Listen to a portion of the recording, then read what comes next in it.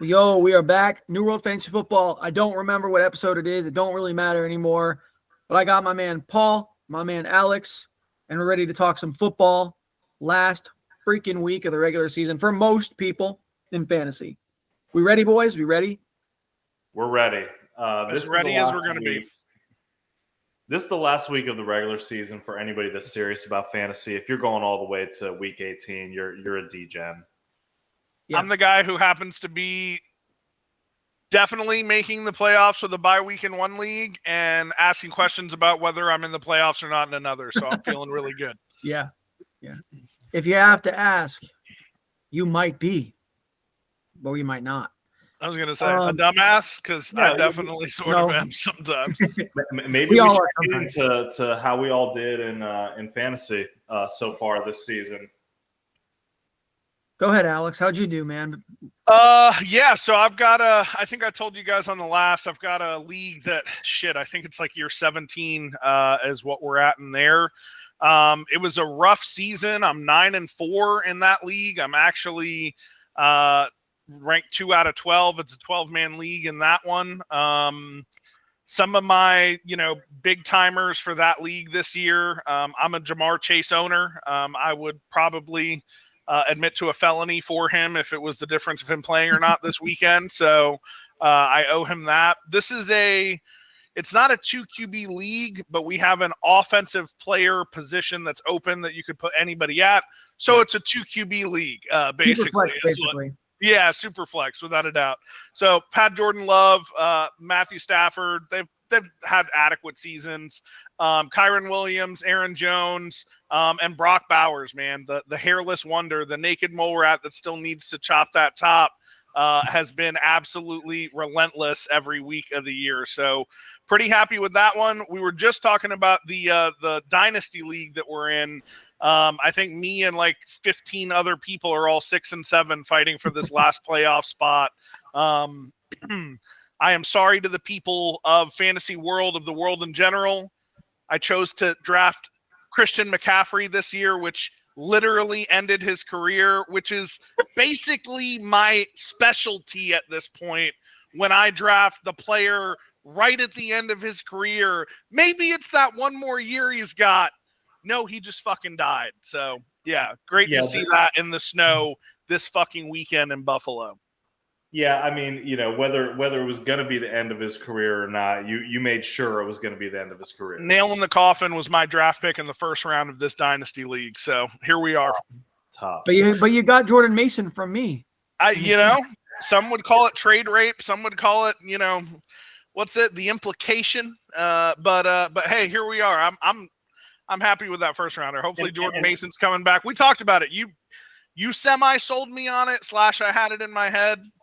Jordan Mason might be the number one running back of that organization next year upon this guy retiring. So in a dynasty league, I was okay with fast forwarding a starting running back in a Kyle Shanahan offense. And Jordan's had a great year outside of getting injured at the end. Like, I'm not mad about the trade at all. Yeah, I don't say it with like a twinkle in my eye or anything like that. I still think it was a good trade. And yeah, you never know, man. Running backs are a freaking stick of dynamite. At any point, these motherfuckers can explode. And we just saw it happen like times 2 in the same backfield. These things happen. Paul, do you want to gloat about your fantasy season before I talk or what?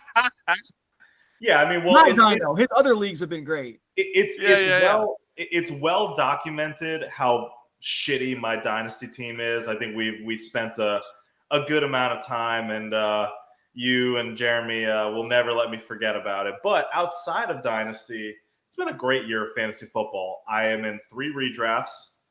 I am locked into a bye week in 2 of them, and I am potentially a win away from a bye week in my 3rd league. So I've got a good shot at a chip. It's been a little bit of a drought for me. I mean, we're talking 4 years, maybe 3 or 4 years that since I've won one. So I'm in a position where I can do that. Feeling pretty decent about my teams, but none of this shit matters. I had great regular seasons. None of that shit matters. We'll talk about that later. But the bye week is great because it just buys you literally one extra week of survival, but that's all it does for you. So, I'm looking forward to seeing how these playoffs shake out. We know how hard it is to win 3 matchups in a row. 2 matchups in a row raises your odds by a ton. So that's always great. But anyways, what's that country song? I want to talk about me. I want to talk about I've had a pretty good season across the board. The 3 leagues that I really care about, I'm guaranteed playoffs in all of them, fighting for the bye week in 2 of them, maybe even all 3. I don't know. I don't think I'll make the bye week in my league, but I'm definitely making the playoffs.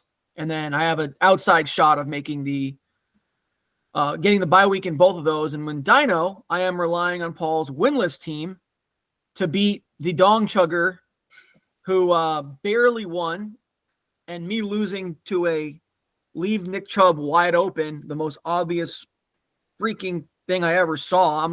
I'm calling it before the play. I'm like, Nick Chubb's wide open. Nick Chubb's wide open. Nick Chubb's wide open. Snap. He really was. That's rare. He really was open pre-snap. Yeah, I was like, okay, well, Nick Chubb's about to score a free touchdown. Yep, I lost. Okay, whatever. I can cry about it, but I still have a shot to win the division. So, Paul, I need you to get this freaking dub this weekend so you can be 1-13, and I have to beat somebody to get that spot. So, overall, Andrew, I'm here to tell you, I got you. And I'll tell you why. Because of the random bullshit of fantasy football. Christian McCaffrey goes down. Jordan Mason in that same shitty snow game goes down. You have Guerrero. I happen to have Isaac Guerrero, who's been sitting on a taxi squad basically my entire season, doing nothing. Yep. So he gets hurt like 2 minutes into the game? Yeah, I mean, that's just the San Fran way. No, I think if they don't play in a blizzard, he'll probably be fine. It's not that I think my team is good. I don't think my team is good at all. But I have literally walked into every single matchup guaranteeing a loss. And for once, I actually feel like there's a decent chance that I can do it. So he's got some bye weeks going against him as well. We'll see. And also just, I just have the motivation. I haven't set a truly try hard lineup the entire season. I'm doing it just for you, just for the people. Thank you, Paul. We appreciate that. You've only half tried to win when you set your lineups every week. That's what you're saying. Yeah, I mean, I'm setting a legal lineup, but I'm also I know that it's all about the points for, right? So it's whatever, But we appreciate you taking it easy on us, man. Yeah, no, I know my team. I know my team is real scary with Christian Watson and Jordan Addison over here. I mean, okay, so this is a good transition for me to ask you. How are you feeling about this season and next season about Travis Etienne? Well, I mean, obviously this season's a goddamn disaster. Yeah, the rest of the season, I mean. I mean, dude, Trevor Lawrence is down again with that dirty ass hit concussion.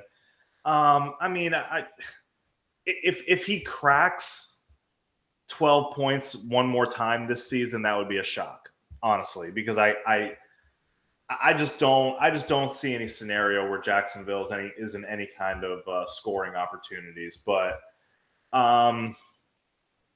going forward into next season, they need better coaching. They need better play calling. They certainly need help on the offensive line. But a guy who was an RB2 and solidly an RB1 in back-to-back seasons, I don't think that he's washed or just forgot how to play football. I think he'll have a decent bounce back. You think that he will be an RB2 next year? You feel safe being able to project that? Yeah, I mean, the RB2 threshold is not that hard to clear. Fucking Rachaad White cleared it, not even being a full-time player. It doesn't take that many points to be an RB2. So assuming the offense figures it out, sans Doug Peterson, like, sure, why not? Alex, you look like you disagree. I think it's a lame duck coach. I do think he's gone. I'm not a big believer in Trevor at this point. Offensive line's got issues. I mean, I don't doubt that the man is very talented. It's not like he's going to forget to play football, anything like that. But I think just the surrounding cast of everything going on there is just so in flux. I mean, I don't know if he's had any injuries on the year, as far as missed any serious time, but looking here at 83.5 points on the year, in total, not good. It's just been a rough season, and I don't see it just improving by that much next year. No, I mean, it's an absolute nightmare. It's like the worst season ever, but I just, the question was, do I think he can be an RB2? The question was not, do I think he can be elite or good?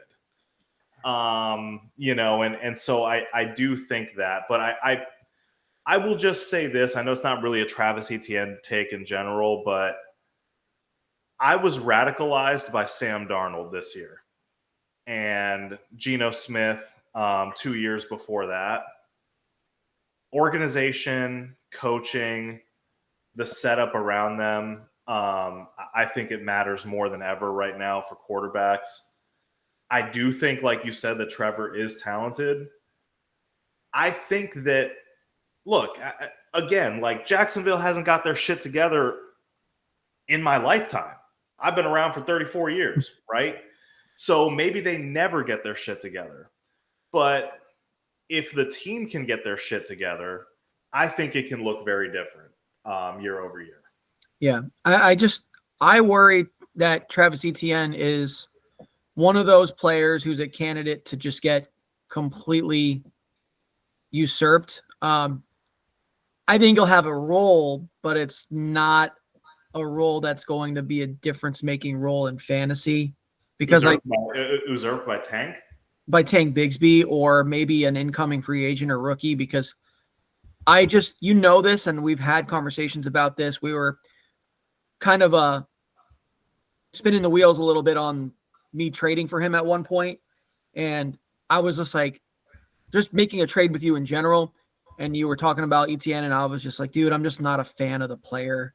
So I don't really want to put any capital towards him. But you're not wrong in saying that the threshold of an RB2 is not super high. But I worry that even if he hits it, he's on the back end of it. So anyways, Travis Etienne's lame. Move on. Yeah, I don't know if the people came here for a lot of Travis Etienne content. I don't think he's like somebody that's give the people the Jags talk that they want, Paul. that's like what manja what the people want. I don't think so. But what I do think, actually, I don't care what the people want. But I'm going to tell you what you're going to get anyway if you're this far into the episode. I wanted to talk about, we are past 13 weeks into the season. It's about to be week 14 starting tomorrow. Yep. You all in the future probably will already know what's been happening. But it is about to be week 14. So most fantasy leagues are done at that point. Some people are locked up. Some people are locked out. Some people are fighting for their lives to get into the playoffs. And I thought it would be a good time to just kind of reflect about what were the biggest standouts of the year, right? Do this very cliche thing that we hand out fantasy season awards. Like, who is the fantasy MVP? Who is the biggest bust? I mean, I think that we probably reeled off about 15 busts the last time we spoke. Yeah. Who all went the fuck off the next the next week. It's like, all right, unsubscribe. Yeah, it's like as of week 11, they were fucking busts, but of course, week 12 and on, league winners. But I think that now it's pretty safe to say, who were the real difference makers in that regard. And I wanted to reveal another award that I feel is very close to my heart. It's the Robbie Chosen Anderson Memorial Award. My one and only championship in our home team league came on the back of a waiver wire pickup by the name of, at the time, Robbie Anderson. How was he spelling Robbie at the time? Was it IE? Was it Y? BBY. The Robbie that I know that's in my heart is ROBBY. Gotcha. And I thought you were going to say BBW. Hey, my favorite. At that time, I'd pick her up off the waiver wire. Look just as good, brother. What's Shannon's line? She ain't a lady if she ain't 280. Yeah. He's a 5'3". He's a menace, bro. He's a 5'3", 280, baby. He's a menace. Oh my god! It completely derailed my thought. But sorry, bro. No, you're good, Robbie BBW, not BBWs. So. He hadn't really done that much that season. He really hasn't been a great player at all, but he had a amazing and elite 4-week stretch of games that carried me as a 5-8 underdog over the God Squad that was across the aisle from me, and I will never forget, and I will never not cherish those times that we had together. So I wanted us to kind of think about who is the potential this year's Robbie Anderson? Yeah. Who is the chosen one, so to speak? So that's kind of the awards I want to toss out there. What do you want to start, Paul? Let's start with the MVP. I think that's like probably easier, right? Because it's just kind of based on performance. Okay, can I go first? Can I go next? You might take my favorite, but go ahead. Well, screw you. The MVP in fantasy football this year, and maybe even the league, which it won't be because he doesn't play quarterback. And this comes from a not salty Giants fan. Don't do it. Saquon Barkley. It's Saquon Barkley, man. It is, though. It really is. The guy has been a fucking monster. Like, how many 30 burgers has he had on the year? Like, the dude has been amazing. It's great what can happen when you have a real team around you and a real line. And Gettleman was right. He's amazing. Yeah, Gettleman said he's a gold jacket guy, all the bullshit, blah, blah, blah, and his stupid Boston accent while he's shoving baked beans up his ass. But you know what? He was right. Barkley was right to leave the Giants. The Giants were right to let him go because we were just nerfing him, and he was always trying to do too much and getting hurt. He's in a great system. He's going the fuck off as he should be. If you drafted him or you have him on your dynasty team or whatever, congrats. He's the MVP. Next. Very classy. Very classy. Look, I think that's the right answer ultimately, but I think there's others. All right, what do you think? Other candidates. I'll go last. Go ahead. In the comments, you vote. We each pick one, you vote. Yeah, I mean, I think that part of being a fantasy MVP is where you're drafted and what your relative value is. How much the stock rose. Yeah, I mean, look, this might be a little bit of like a kind of a cop-out, but Alvin Kamara is just can't stop, won't stop volume. He's the RB3 on the year. Sandwiched between Derrick Henry and Jahmyr Gibbs. And it's funny because I don't know why he was drafted fourth and later again after showing that noodle arm Derek Carr will never stop throwing him passes. That's 450 passing yards and a touchdown. I don't know that he's really the MVP because to me Saquon is actually the MVP, but I wanted to give him some love because of the value that he has consistently given. Like, you are getting an RB1 with Alvin Kamara because they have no one else in their offense, and you're getting him at not an RB1 cost. So Yeah. whether that's really an MVP or not, I think he was an incredible value. If you there are teams right now that have Saquon in redraft that have Saquon and have Kamara based off their ADPs. So you could have a juggernaut because you drafted him. So I get your point there. But who do you think, Alex? Oh, man. I mean, when I look at the data, when I'm staring at this in the face, you got Lamar Jackson, who is number 1 in points for, but I got to give it to a man who has absolutely put the team on his back, no matter what that record looks like. And that's Jamar motherfucking Chase, bro. Jamar Chase has been just a consistent force to be reckoned with, winning certain weeks on his own performance for certain players on a weekly basis. I mean, I'm looking through at the wide receivers. He's grouped in this top 10 around all quarterbacks, all running backs, no other wide receiver really in his vicinity until you get to Amon St. Brown in the year that they're having over in Detroit. So I think without a doubt, I'm with you on Saquon. I'm 100% on that. If I'm not picking the same name, it's Jamar Chase. And if I'm putting the standout to what we said was a surprise, Jaden Daniels is in the fucking conversation as well. Yeah. We can kind of say a best value pick. We can throw that one in there. Yeah, I like that too. We can add that in. And Jaden Daniels is one of the better values. That's my God, yeah, absolutely. And I will say, Alex, that was the other name in my head, and I'm happy you said it because you are all right. And I love having both. You said Lamar, you mentioned Lamar. I love having them both on my dynasty team. So keep it rolling, guys.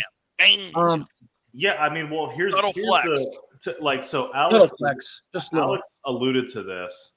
Jamar has 50 more total points than that Thursday night game where he had 3. Oh my God, the night where you were throwing up, Paul.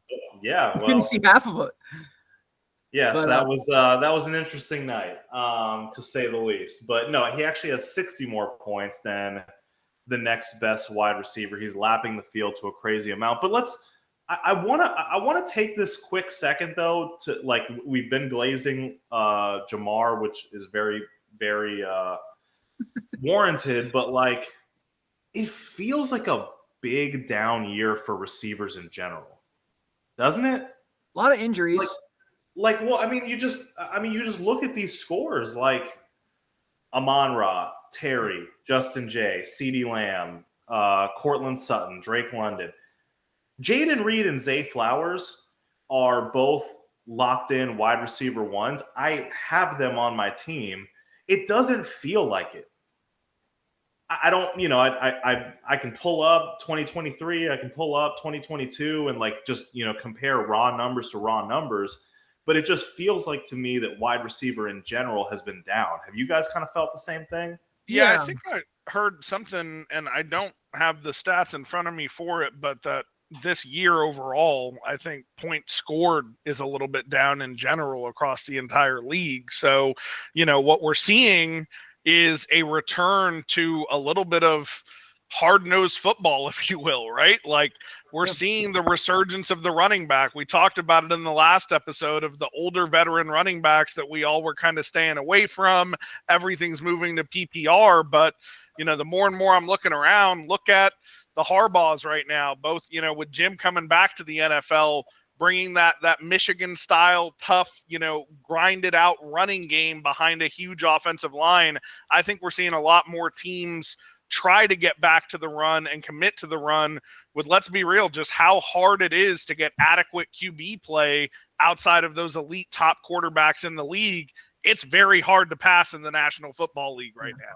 And that's something that's a whole nother can of worms. But just to summarize that, quarterback play, Tom Brady has said it. Take it from him, not from me. Is just not what it used to be. It's not. It's more about being a playmaker than being a passer. So that has seen these wide receivers the opportunities for them has went down. I don't want to go too deep into that because that's a whole giant conversation. But yes, that trend is happening, Paul. I think you are spot on with the nerfed wide receiver position as a whole this year. I used to be the draft strategy, and it wasn't until recent years where I took 2 running backs off the rip every single time. And to be honest with you, looking at the data and how it looks right now, I don't see why I don't go back to it. I've been pressured, I feel like, off the push of passing in the league, PPR, to grab a top wide receiver, but you're seeing that all the data squishes all these guys almost together in the same little bracket after you get past some of the top guys. The wide receiver 2 to 3 tier is so big. It's like you can draft the same production in the 7th that you can in the 3rd. That's what I'm saying. Yeah. Everything that's old becomes new again. Eventually, and I think that's really funny because there was really no way this could be an anomaly year. I don't know. It doesn't really feel like it, but to both of y'all's points, if everyone is going to run this too high shell to try to nerf quick scores and big plays, everyone's going to take profit in the running game, and so I think that you're seeing the response to that. So I don't think that it was necessarily wrong for people to try to go with the 0 RB build, but you got to be water. I'm not going to overreact to one season because there is a chance that it could be an anomaly, but I'm also not gonna completely buck or ignore the trend.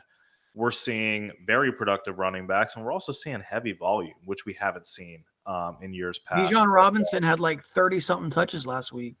Yeah, which, with Arthur Smith, that was like 3 weeks worth of touches. Yeah. Fucking don't get me started.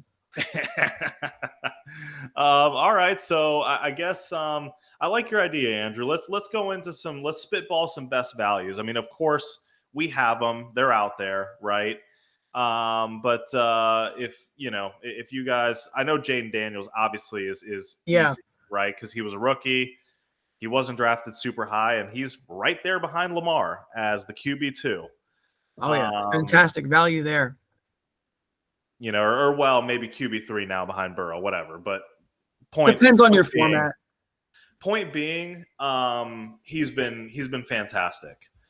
But yeah, so outside of J-Day, who feels like a pretty easy answer, who else kind of jumps out at you? For me, Paul, you're going to love this one. And yes, unfortunately he's hurt now, but J.K. Dobbins has been a fucking godsend for teams who drafted him late.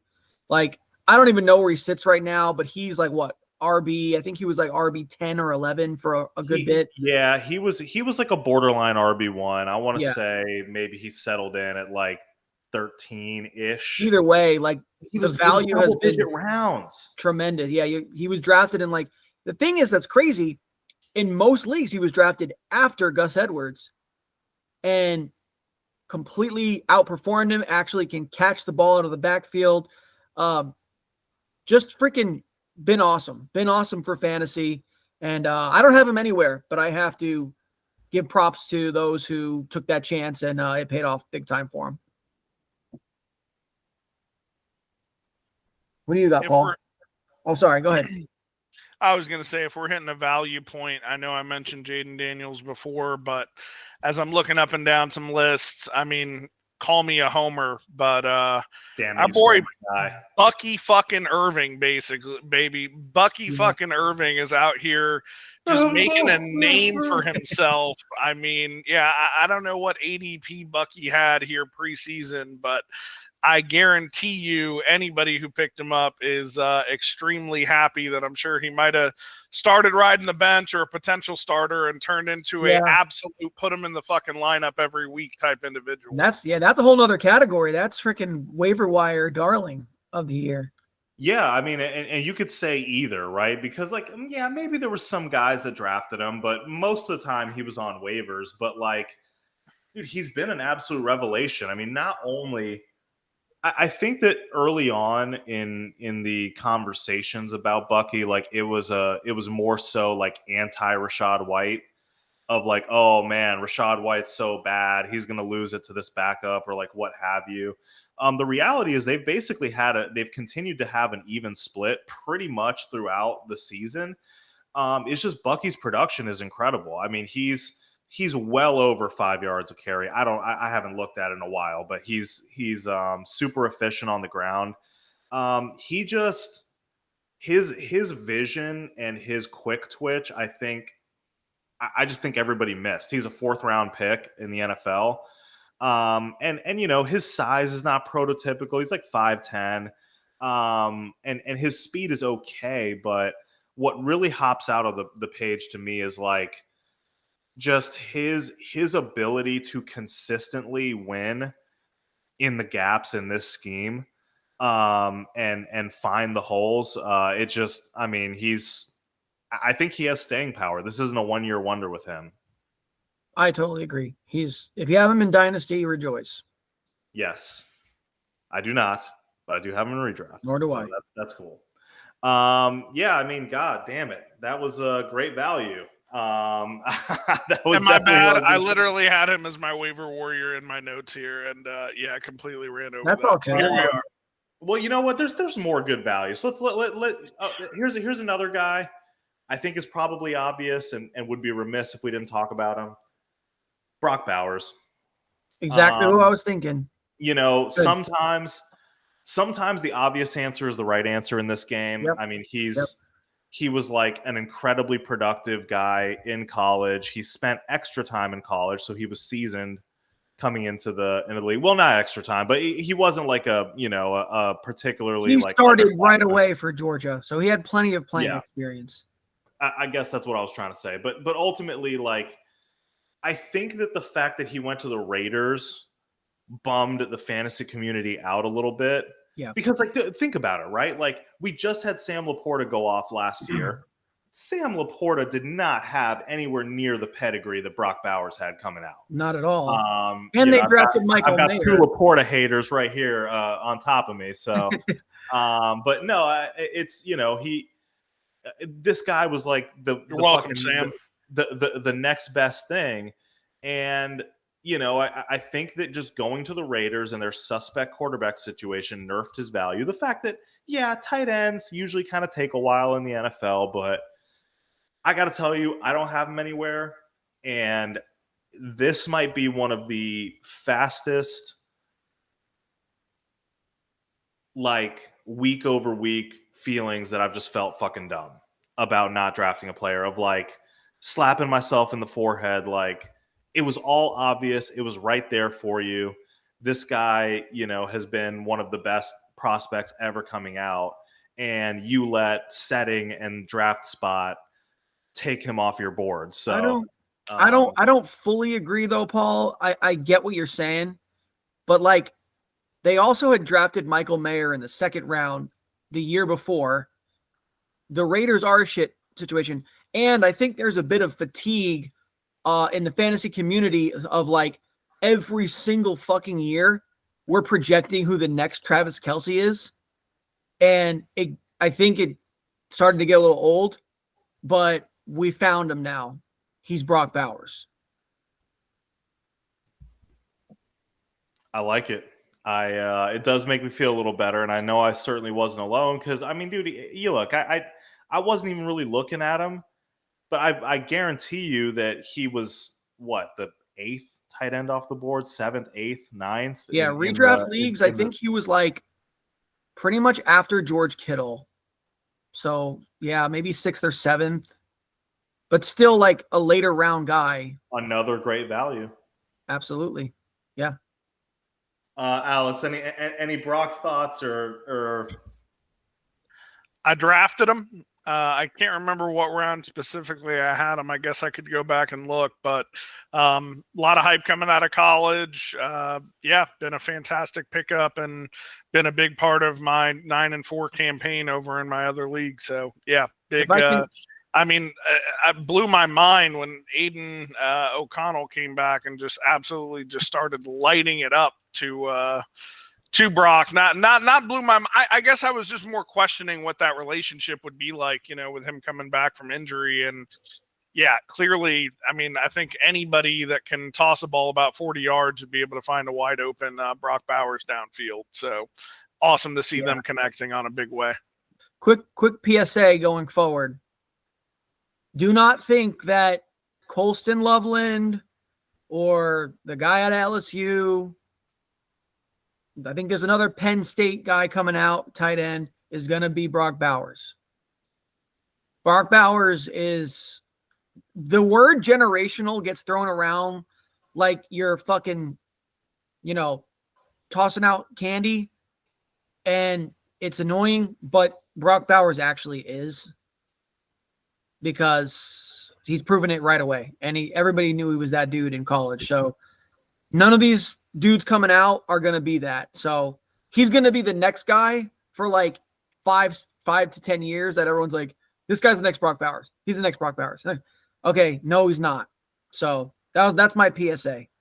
Yeah, and we like to do that, right? That's kind of like, as a fantasy community, we've been chasing the dragon of Travis Kelce for 5 years, 6 years, seemingly now.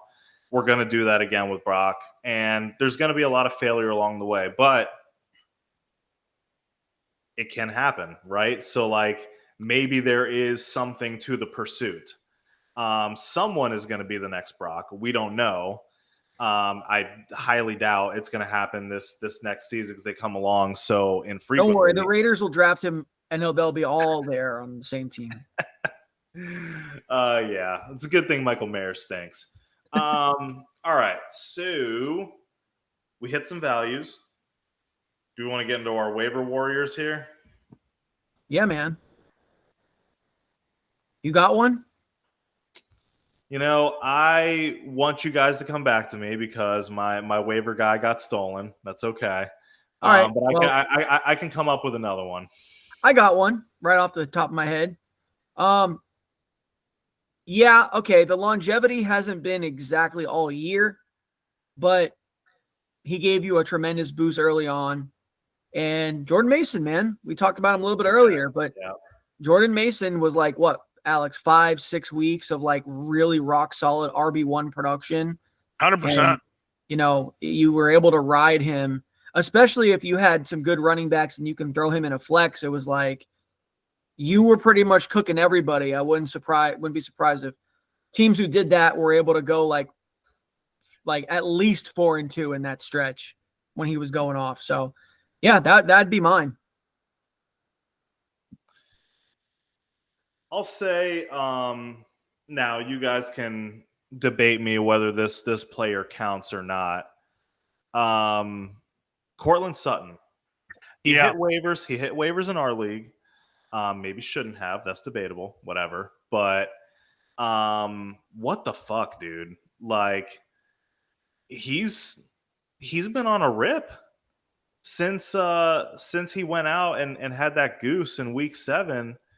I mean, the man hasn't dipped below 12, and he has 2 20-point blowups. I mean, he's been a machine since the Bo train got running. Yeah, for sure. Yeah, no, he's been going the fuck off. It's insane. I don't know if Bo Nix knows that he's allowed to throw to anybody else, but I think I was looking at yesterday. He's got like 6 touchdowns on the year, and it's just absolutely been cooking for that offense. So yeah, pretty wild. How long does this have to go on for us to actually believe? Because he had a run like this as well with Wilson. Russell Wilson. He was just such a touchdown machine last year. So how long does it have to happen for the community to finally say, yes, we're bought in, we're ready? It's very similar to like any kind of financial market where like the hardcore people know, and then the retail people start catching on. And it's the same thing with Cortland Sutton and the Broncos offense as a whole. Like, there's the problem with the Broncos offense that people don't like it is, besides Sutton, there's no consolidation. You get a little bit of Javante's bum ass. You get like a spark of midget McLaughlin. You get like this Audric Estime dude. you get a huge play from Marvin Mims. You get a sprinkled in Devon Vele, a little bit of Troy Franklin, some random ass tight. So it's all over the place except for Sutton. They need this next year. Hopefully, they have a good draft or free agency period where they get a rock solid receiver on the other side, maybe a tight end that can do something, figure out their running back room, and then we can be excited about the Broncos. Yeah, I think Sean Payton's coming into his own. It's, as a Bucs fan, it gets scary seeing that offense start rolling, start seeing Bo Nix look like a wannabe Drew Brees, and it's starting to look – I'm not putting him in Drew Brees' category here. I'm not saying he will be Drew Brees, but, man, when they're rolling – our division at least. When they're rolling, it's rolling. And, yeah, I would say 2025 is looking up for Courtland Sutton. The Sutton household might be doing pretty well in the near future. Yeah. Sean Payton, way better football coach than he is a guy. Paul, did you have one? That was mine. It was Courtland. Oh, sorry. I got one more. I know I let it off. It was Alex. I let it off with Bucky. I'll throw one out there for you because I remember the week he went off, and I'm looking at the numbers here. I didn't realize he kept on to be able to average 14 points a week. But Jawan Jennings out of San Francisco, man, with all the injuries that have been, at play. I was an Ayuk owner that drafted him, unfortunately. Another one that I went ahead and buried 6 feet under as soon as I decided to put him on my fantasy team. Between Ayuk, between Debo, that is another name that I think came up big in the waiver wires that helped some people win some games this year. Yeah, your 49ers became zeros, that's for sure. Yeah, no doubt. And it's so funny because I did end up picking Jawan in a couple leagues, but I feel vindicated that I stayed away from not all pass catchers because I like Kittle, but I stayed away from the San Fran wide receivers because this draft season, because Brandon Ayuk, I don't know. I've never been a huge Ayuk guy, and Debo's been on and off with injuries. And so what's really ironic is that those guys, whoever caught those grenades, ended up with bloody stubs for hands. And Jawan Jennings ended up being, not that he's been like this incredible, outside of that 1 week, absolute wide receiver one, but he's been extremely serviceable while, whether it's injury or just overall lack of production. One guy gets shot in the chest, and all of a sudden, Jawan Jennings has a career, right? That's how this works.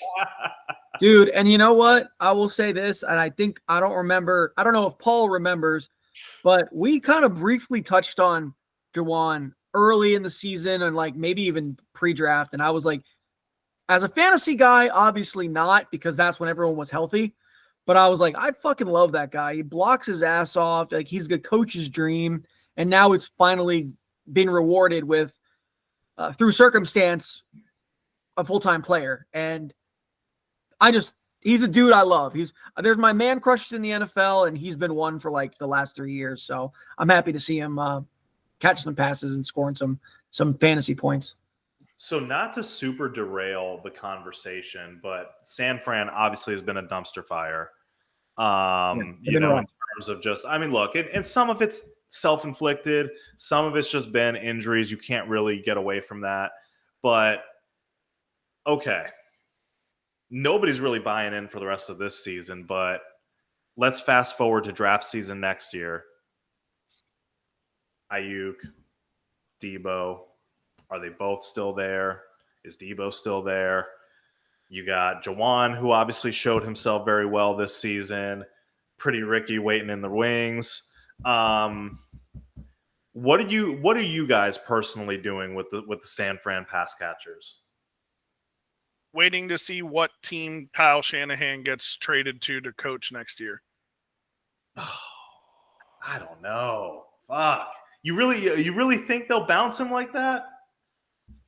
I think they have hit a ceiling with this group that, 2 Super Bowl appearances, 2 Super Bowl losses, McCaffrey aging out, some of these guys getting injured. questions about whether Purdy really is the answer at QB. I think the era of the 49ers, and we're seeing it kind of wither away fucking a la Infinity War this season. Like, it's just fucking disappearing right in front of our eyes, man. Like, I'm not saying he's a bad coach, any of the above, just we see everybody thought the Seattle Seahawks, the Legion of Boom, that this is the Patriots 20-year dynasty, and in 3 years it's fucking gone and broken and nothing. You know what I'm saying? Like, I think this is something we're seeing where I have no faith in that offense, especially if Shanahan potentially is on the move, and I think it's not as crazy as a thought as it might seem. The NFL changes in the blink of an eye, so I will never say impossible. I think Shanahan will be back, but you know who I would bet on who won't be back? I would bet probably a somewhat important body part that Deebo Samuel is not there anymore. Yeah. I think Deebo is gone. He's a cut candidate. He's injured a lot. His explosiveness is not really there. You just paid Ayuk. You just drafted a receiver in the first. Juwan Jennings is a dude that is an absolute like locker room glue guy. You want to say that? I don't know, but just what's the opposite of glue? Because I think Deebo might be that. Terrell Owens. Opposite of glue is like paint Teflon? thinner. Paint thinner. I don't know. Team obliterator. Like, well, that's Deontay Johnson, but that's a whole nother conversation. Yeah, I don't think there's a real shot Deebo is back with the 49ers. I'm pretty sure they end up cutting him. Unless it's or his contract's over. I don't know. Whatever. You get what I'm saying. He's not going to be a 49er next year. So it's interesting. I just, out of my own curiosity, I agree with you, by the way, because he just seems like the odd man out. He's kind of like some of the antics. He's kind of been acting like the odd man out. He's 29. That's, that happens, right? Especially a player who's got some mileage. As Leo DiCaprio would say. Yeah, exactly. Especially with the physicality that he played with. But the only thing that gives me pause about that is we might not be wrong, but we might be a year early because he's got a pretty fat dead cap number next year. Okay. So he's 30 million against the cap next season, but they're going to have to pay Brock, right? I think despite the terrible season, I do, man. Because they're going to pay Brock. Hard because then what are you going to do, right? You don't want to be in another Trey Lance situation. Like, do I think that Brock is this elite, incredible franchise quarterback type of guy? Whatever. No, not really. But I think with the right weapons and the right scheme, he clearly is able to run an effective offense. He's young Kirk Cousins. If everything is perfect, he might win. He's young Kirk Cousins. That's what he is. But they had 2 chances to do it, right? And if a ball bounces their way a couple times, or if they don't have injuries, we very well could be talking about him as a Super Bowl winning quarterback. They're not that far away. And I will offer you, as, I guess this is just my shtick now, the copium Paul, right? I offer you the 2020. I offer you the 2023 Eagles, right? That looked like a fucking dumpster fire that was going nowhere. Is Jalen Hurts the guy? Is Nick Sirianni going to get fired? This team lost to the fucking Bucks at home. Like, all of the things were on fucking fire. I think technically they were in Tampa. I don't remember, but fine. Whatever. They lost the Bucks. Like, Tampa was a division winner, so they were in Tampa. Things can change and flip very easily from one year to the next. This is a team that went to the Super Bowl, has this bad hangover, has had terrible injuries. I do think that like Andrew said, I do think there's some guys on the outs there. I don't think Shanahan is one of them, even though there's some fatigue from the fans. And I don't think that Brock Purdy is going to be one of them either. I think it's a receiver that gets sacrificed to the cap gods. It's so difficult to find competent QB play. Yes, he's never going to be Mahomes, Brady, Burrow, Breeze, whatever, you name it. But to have competent quarterback play in the NFL is a luxury. They're going to pay for that. Yeah, and to me, it's like, I always put quarterbacks in two camps. There's the guys Black that and white. there's guys that there's this fucking derailer over here, bro.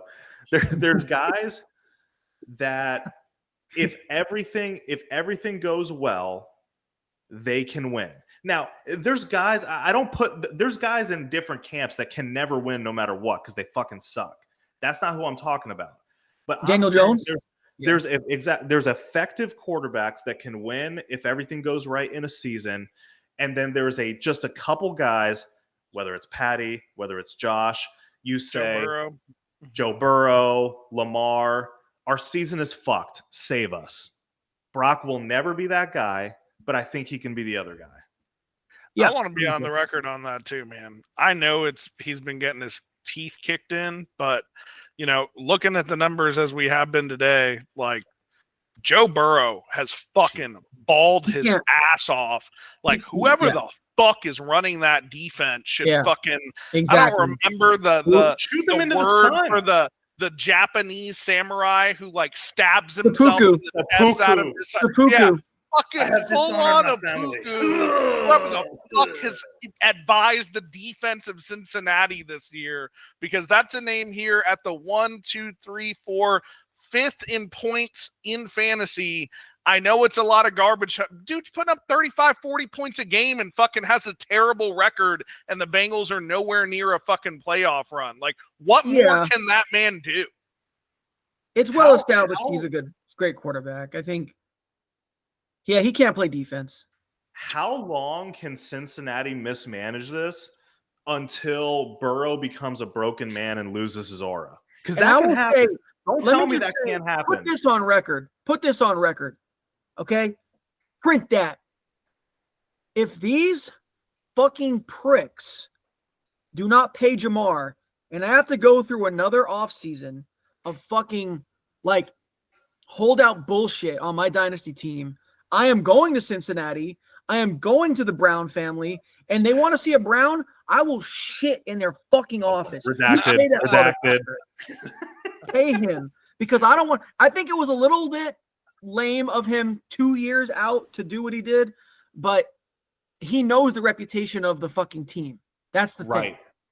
And we talked about this too. We talked about this even in a preseason episode. He sees the writing on the wall. He knows they ain't paying T. He knows that 100%. Everybody in the world knows he's that. A goner, right? They're not going to pay him. And so, like, he is legitimately a top 3 receiver in the league. If they don't pay him his due and they jerk his ass around, that's an unserious organization. And to me, that's just something I'm out on in 2025. There are serious outfits in the NFL and there's fucking unserious outfits. And if you do that, you're an unserious outfit. I don't care how good your quarterback is. But the problem is they would then franchise tag him, and it would be a whole nother saga. Yeah. So, but I don't want to touch that because it's just going to be a fucking mess. Yeah. Okay. What's the next category? Man, I feel like we went on a rant and I don't know. They're great. Maybe we just do fired coaches next. No, I think it is now officially time for the biggest bust of the year. The biggest bust. The biggest bust. There's a lot of busts. Yes, we rattled off a ton the other day. Okay. Let me say this. Our leagues are basically fucking expert leagues. I mean, let's be real. But like. There was a lot of leagues, the casual leagues, where CJ Stroud was like the QB 3 and 4 off the board and shit. I feel personally attacked. But you know what? I drafted him too on accident. In the 7th round, though, you drafted him in Dynasty in like the 6th round or something like that, right? It wasn't that high. But to be honest, it was the 5th, but okay, whatever. Thanks. It wasn't super high. I got Lamar Jackson in the 5th, but whatever. It's no big deal. But like projecting we have a problem as fans of thinking that rookie year and it can only go up, and it's just not true.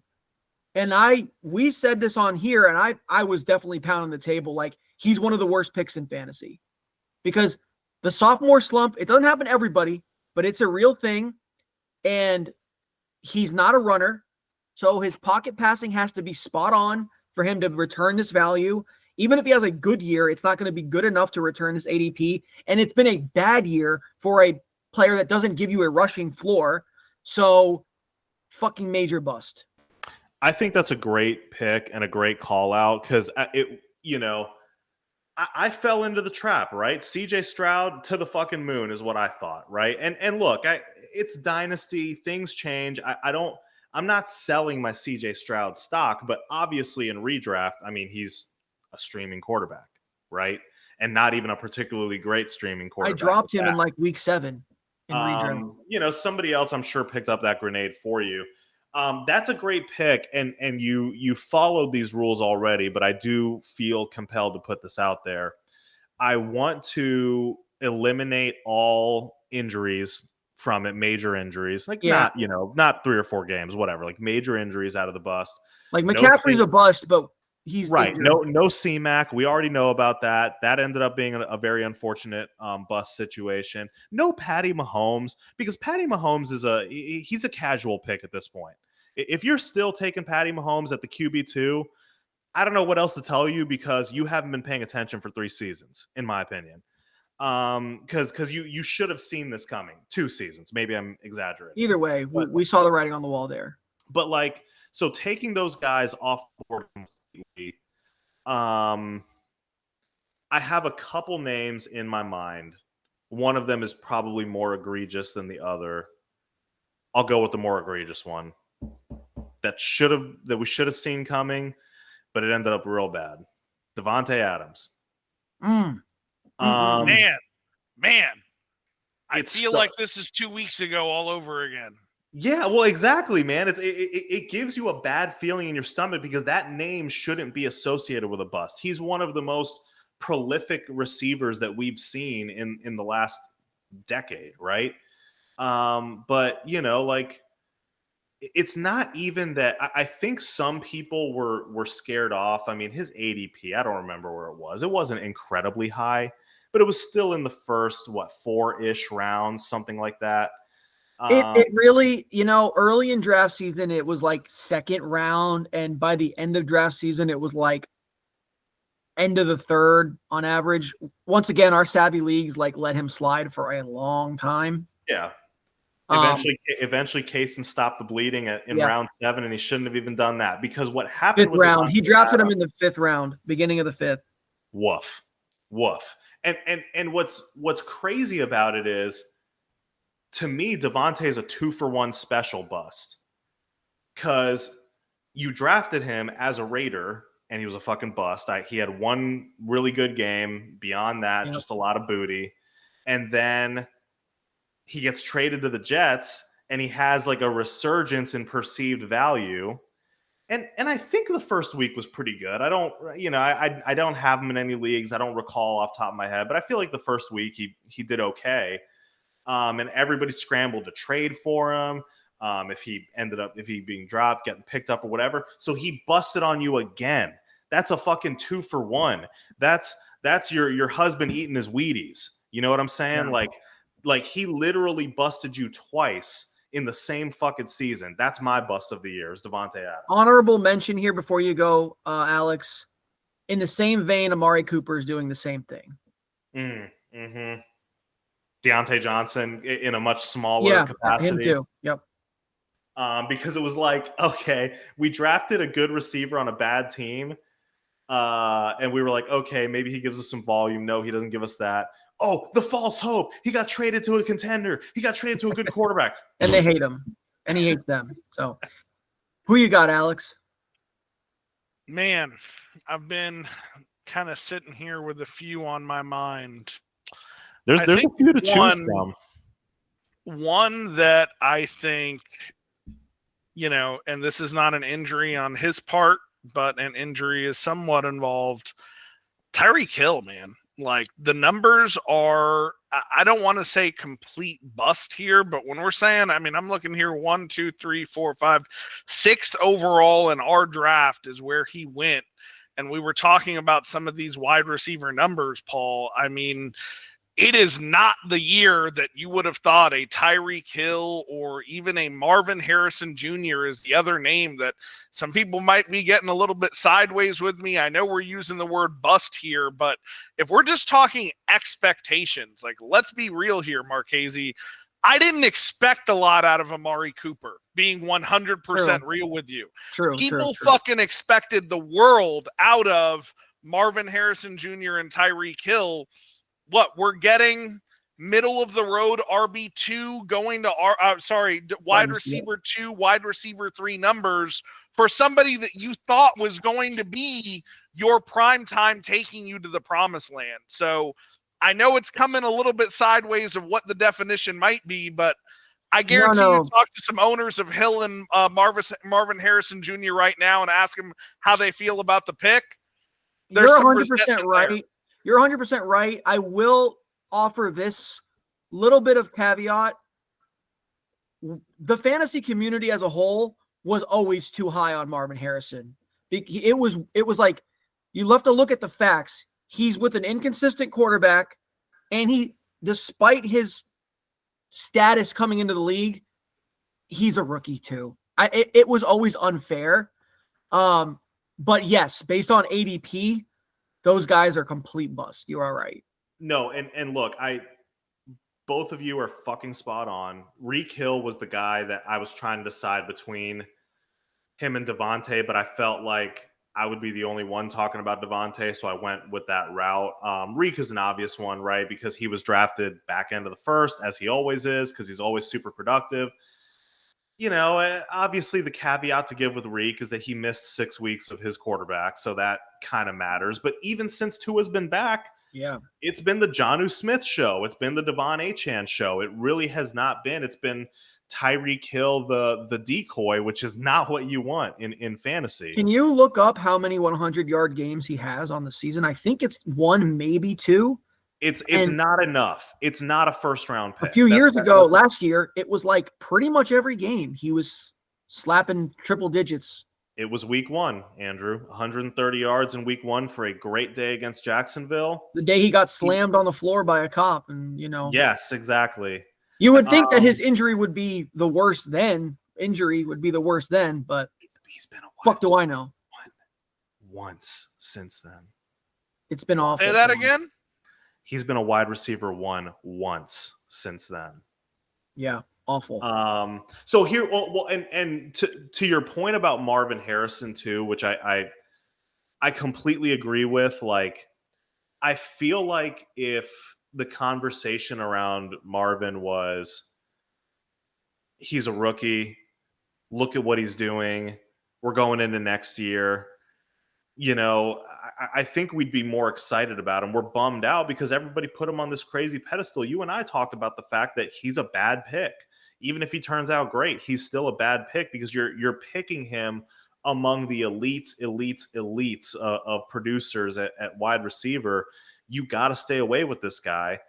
But even so, I think that one thing that I wanted to add to that is that even though he didn't reach his lofty expectations that the draft community put on him, even my expectations, he's been a little underwhelming. And that's the part that's been a little kind of off-putting to me, because it's like, okay, like whatever. I didn't think he was going to go Justin Jefferson his first year, but 41 catches on 78 targets, not great. Mm-hmm. And less than 9 yards per target ain't that awesome either. So, it's an okay rookie season. It's not an okay rookie season for the guy that was the second coming. And you know what? And this is stupid, but this is just psychology. Next year, he'll be drafted lower when he's going to be improving as a 22-year-old kid or whatever he is, with an actual year under his belt of NFL experience. And people, because it's an emotional game. people were excited about MHJ. Next They got year, burned. they're going to be They less feel excited. personal about Unless it. he has some crazy stretch in the last few weeks and wins people championships, people are going to be like, yo, fuck him. A sophomore phenom. I'll be happy to draft him in the second round next year if people are like down on him a bit. I'll be happy to. Alex, you got any Starvin Marvin thoughts? I put his name out there, man. Like I said, those were my two as far as as I'm looking at all the numbers, looking at where drafts went and where the hype was compared to what we're seeing, man. That's the hill I'm dying on. So yeah. Any other awards, Paul? You want to get to your grand finale one, or? I think we're ready. I think we're there. And I want to go first with it when you're ready. Damn it. Because I feel like you're going to get my guy, but that's okay. All right, go ahead. You know what? I stole one of yours earlier. I'll give you the floor. Isaac Guerendo. He Instagram, IG. Yeah, IG, dude. He is a third string running back. Now, I'll say this about Isaac. I'm not going to call him like a jag or anything like that. He has a really intriguing size speed combo. 100th percentile. Yeah, for a running back. I don't think he's necessarily a guy that looks to be the second coming of Saquon or what have you, but it's still the San Fran rushing attack. He's still the last man standing after two tragic injuries in, what should have never been. People can have their thoughts about snow games. Like, if you put very highly paid athletes to try to play football on an ice rink, bad things can possibly happen. Yeah. But that's neither here nor there. He's the last man standing. He's going to get a fuck ton of volume. He's going to win people weeks. And the people that were frugal and saved up the fab and can splooge it on Isaac Guerendo are very, very happy right now. He is my Robbie Anderson Memorial winner. All right. You go, Alex, since you had one. I know mine. We'll see if you take it. It's an interesting name. You guys remember when we were kids, the Michael Vick experience, that whole commercial where you got to see everything through Vick's eyes and you're moving at 1,000,000 miles an hour. I was so sad that wasn't a real ride. So it was so fucking Monday sad.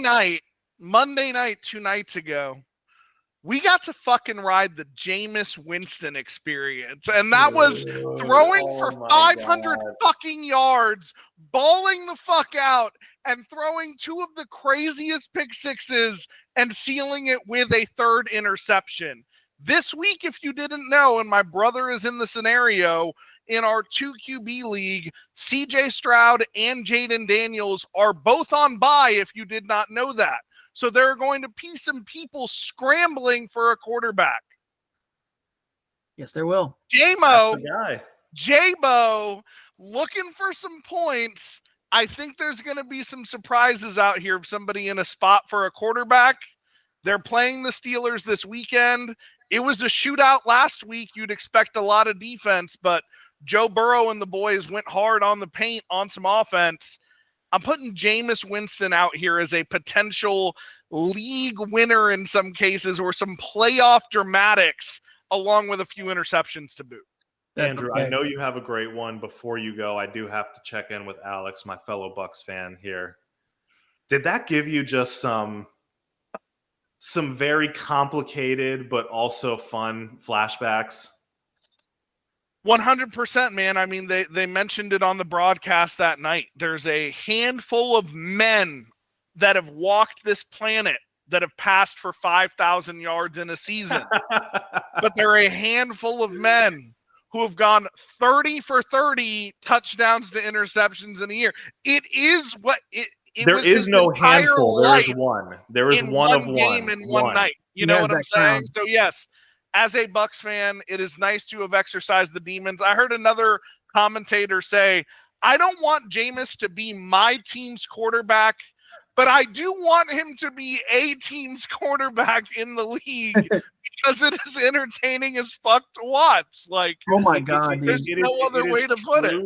Truly unlimited outcomes with Jameis. I remember those Bucks years where you don't know what you're going to get on He any, should be up on 4 any touchdowns, but 2 pick sixes put him right back in the game. Yeah, It's a dude. nail biter. And you know what? But that is the thing that makes Jameis special, of just being that insane of a motherfucker that I just threw a pick six. I'm going to hit that same tight window again. I am going to jump that 2-on-1 again. Like, it's just no conscience whatsoever. How can you not love the guy? I mean, he's hilarious. He's fun. And you know what? He is like the fantasy football like tide that rises all ships, because now the other team gets all these fucking points and they've got to play fast, and it's a fucking ride. I love them. Okay, Paul, I've got an answer for mine. So I'm thinking wide receiver on a good offense, might have an opportunity, could have a few game stretch.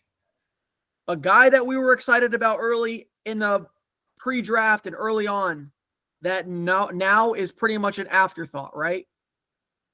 I'm going back to my man up in Green Bay, Dontavian motherfucking Wicks.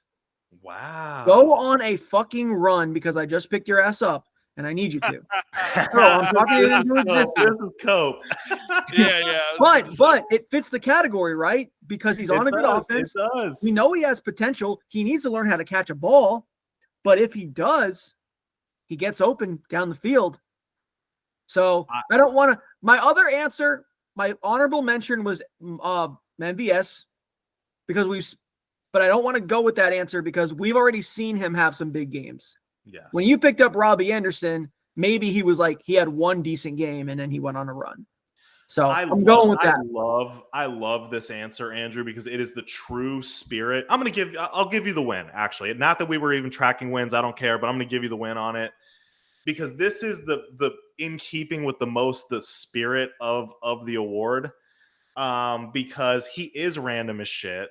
He really hasn't done anything, but you're right. The process is there. He's playing against some teams where you're going to have to score.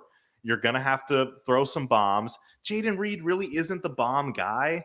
Christian Watson wants to be, but really isn't. Somebody's got to fucking do it. That's what this award is. Somebody has to fucking do it. And it might well every be year there's some randos. Dontavian Wicks. Every year there's some randos that just blow up for a few weeks for whatever fucking reason. I hope it's him. I think Isaac Guerrero makes perfect sense. Jameis Winston is a fucking wild man that can score you a freaking 30 burger any given week. All good answers. We would be remiss. I think that's a great answer. That's the one. I love that poll.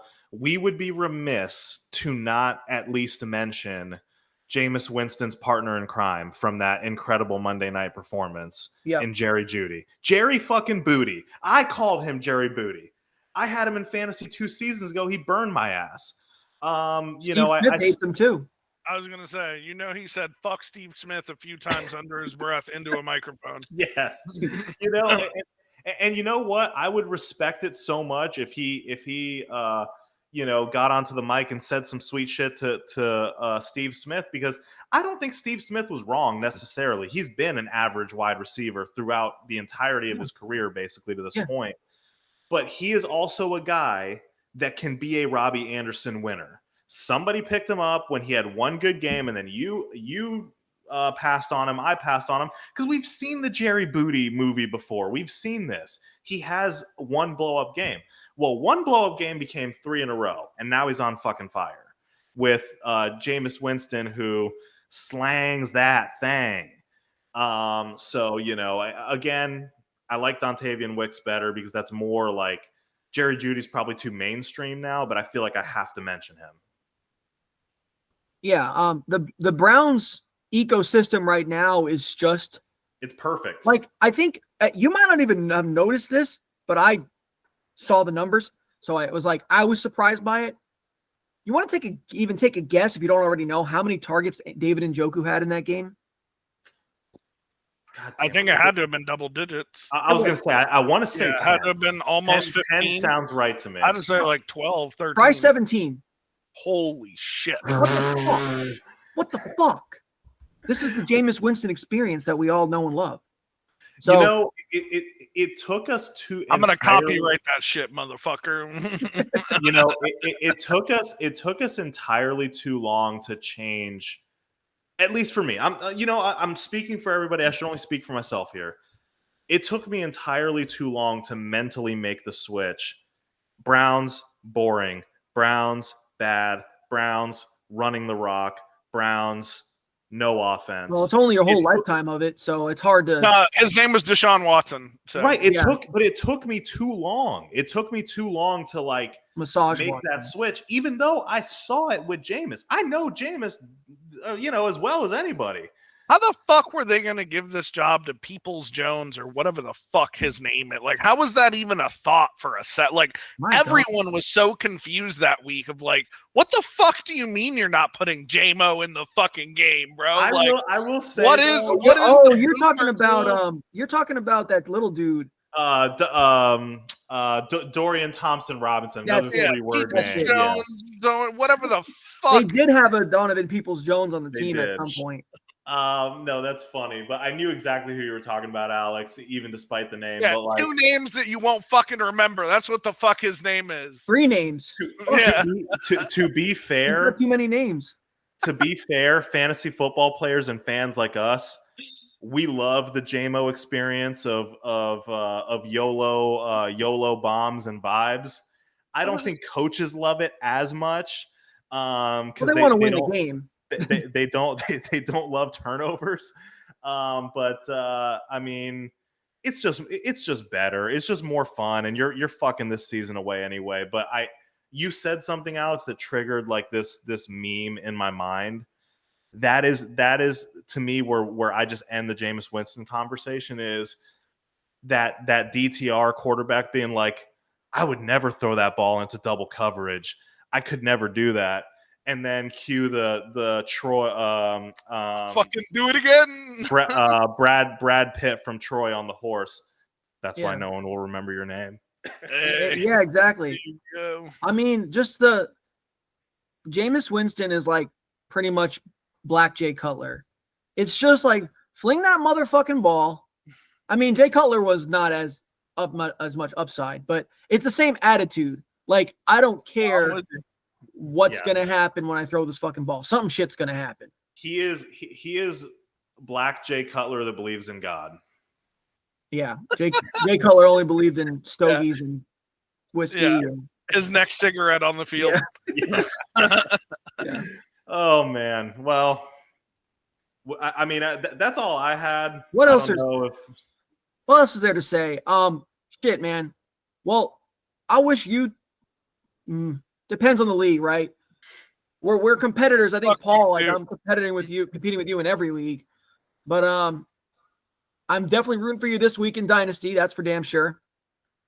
Good luck, guys. Good luck in the fantasy playoffs. I was gonna say bye week in one, and fighting for a spot in the other. So until next time, we can get maybe a playoff edition episode in. But I appreciate the invite on once again, boys. It's always fun. Always fun. It is always fun. Glad to have you here, Alex. It's fun to be doing this. I cannot believe the emotional roller coaster of the fantasy regular season is coming to a close. I'm happy where I'm at in most leagues. But for anybody that's in the fight, survive in advance. All right, man. That's you know what? That's all it is Paul, right now. The sun is rising though for you because I feel pretty confident you've locked down Ashton. Is it Alshon or whatever? Genty. Genty. Yep. Yeah. Alshon Jeffrey. He's going to be great. Is it Ashton? What is his first name? Ashton Genty. Ashton Genty. Okay. Yeah. Yes. I feel pretty good about you'll be getting him come rookie draft. Hope he doesn't suck. Kind of need him.